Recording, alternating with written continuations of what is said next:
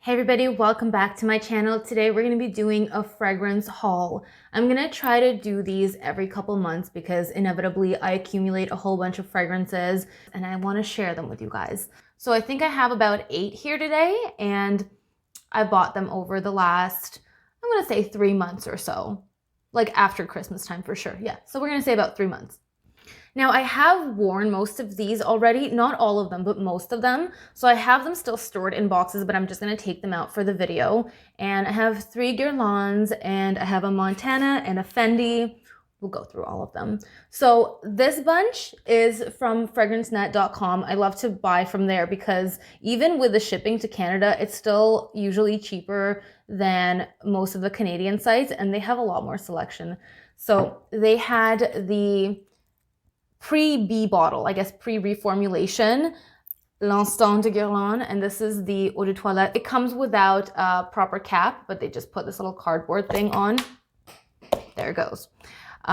Anyway, so I got the Eau de Toilette. I think this was about $40 Canadian. And I also got the Eau de Parfum because I wanted to compare the two. Like, guys, honestly, they smell about the same to me, so I don't see a point of having both, but this one is just a little bit richer. They're about the same, honestly. So yeah, get whichever one you can find, but I have 2 for my collection and they're really nice. It's a really creamy, sweet, like gardenia with honey, with vanilla, like a really fluffy, feminine, pretty fragrance, very timeless and very work appropriate, like very versatile, honestly, very signature scent worthy, either one of these. So I'm really happy to add these to my Guerlain collection. And that's L'Instant de Guerlain, the Eau de Toilette, and the Eau de Parfum. By the way, can I tell you what really grinds my gears? You know, when I hear people that obviously like are well versed in fragrances, people that are other reviewers or just people that work in fragrance stores, and I hear them pronounce Eau de Parfum or Eau de Toilette. Yeah, because it originated in toilets. Not a lot of people know that. Seriously, like, make an effort. It's not hard to say Eau de Toilette. You don't have to be all French about it. You don't have to say Eau de Toilette or Eau de Parfum. You don't have to put in 100% effort. But seriously, saying Eau de Toilette or Eau de Parfum, at least, is like way less effort than saying Eau de Parfum or Eau de Toilette. Like, why? Seriously? Anyway, that's my little sidebar rant. The next that I have is Guerlain Insolence Eau de Parfum. Eau de Parfum. And I bought this as well because it's pre-B bottle. So I imagine it's pre-reformulation. Really lovely bottle. I think it's so pretty. And it's a violet-based fragrance, which I love violet. I like a sweet violet.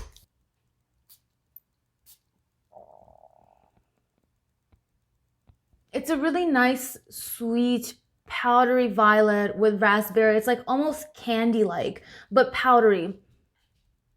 I really can like pick out the violet note in fragrances. Like, I really notice the similarity in the violet note between this, between Bulgari to between Lolita Lempicka. It's very evident to me. It just really like stands out to my nose.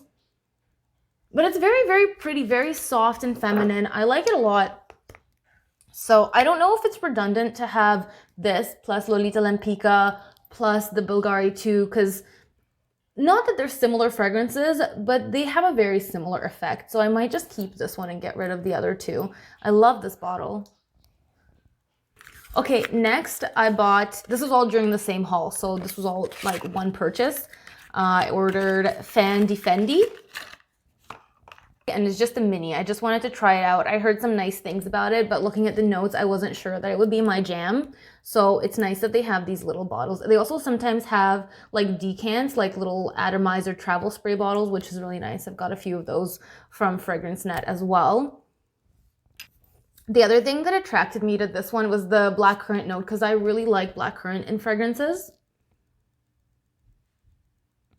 But honestly, if you hadn't told me about it, like, it smells kind of orangey. And that's about it. Maybe like a little bit leathery. Nothing else really stands out to me. It's just kind of like, it's just kind of meh. I haven't worn it, so I don't know how it behaves on the skin. Like, this is literally the first time that I'm actually spraying it. So we'll see. But so far, I'm not a huge fan of Fendi. And the next fragrance is Montana Parfum d'Elle. Eau de Toilette, guys. Eau de Toilette. Look at this bottle. Like, it looks like a really beautiful seashell. I don't like this plastic bit. I wish it was glass. Feels really nice to just kind of... It's like a piece of art.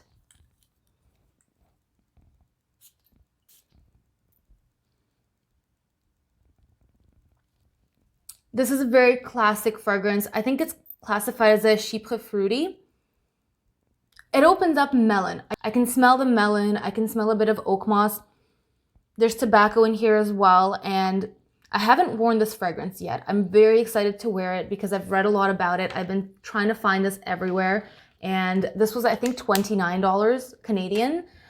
It's supposed to really like evolve, like it's like a late bloomer type of fragrance. In the beginning, it's so-so, it's like a little bit soapy, melony, but as it evolves, the tobacco and the depth really come out, and it's supposed to really be a very outstanding and unique fragrance. So that caught my eye. So far, I even like the opening. Like, I know a lot of people on Fragrantica say that the opening of this fragrance isn't all that great, but honestly,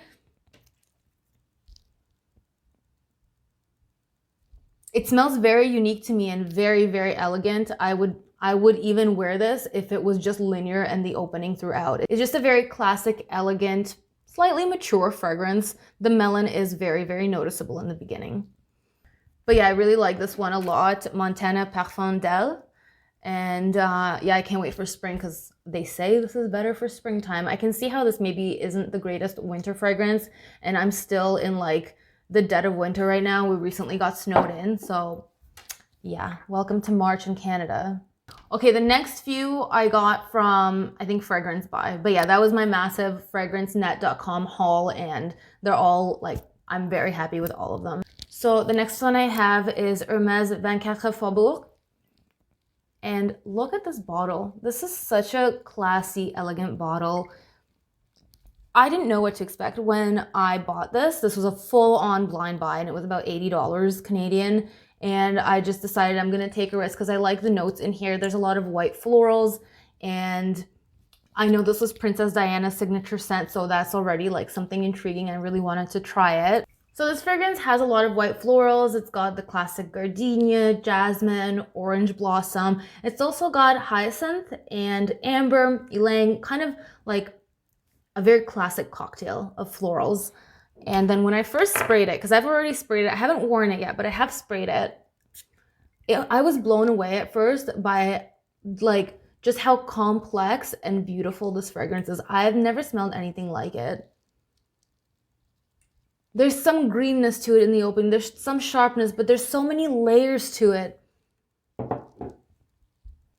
It's creamy and it's green and floral at the same time. It's like very, very captivating, very elegant. Like as soon as I smell this, it makes me think of like a ball. Like it's very regal, you know.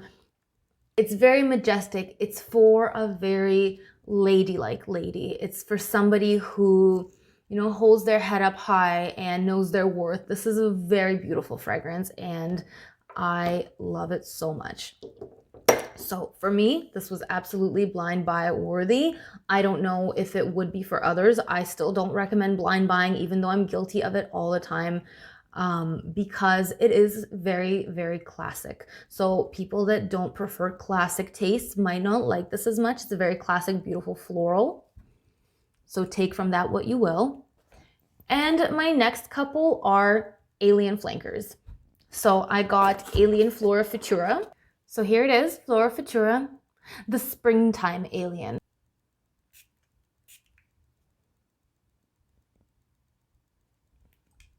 It's like a lighter, more floral, not jasmine floral. There's something else in here. More citrusy, clean and fresh alien. It still has that alien DNA, but much softer. So people that don't like that obnoxious jasmine that the original alien has might like this.